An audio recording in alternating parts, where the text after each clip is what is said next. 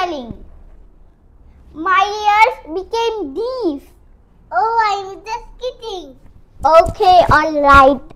Assalamualaikum everyone. বন্ধুরা, তোমরা কি জানো ইয়েলিং মানে হলো হঠাৎ করে চিৎকার করা, আর ডিফ মানে হলো কান বন্ধ হয়ে যাওয়া। তখন আমরা কিচ্ছু শুনতে পাই না।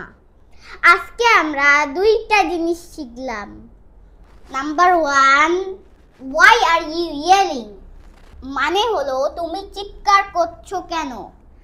Number 2, my ears became deaf.